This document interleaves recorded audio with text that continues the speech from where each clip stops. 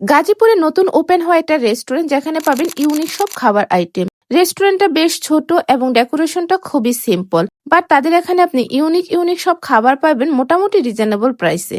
আমি তাদের এখান থেকে ট্রাই করেছিলাম এই চিকেন মিলানা। চিকেন মিলানার মধ্যে থাকে চিকেনের একটা ব্রেস্ট এবং এটা একদম মেয়োনিজে ভরপুর থাকে।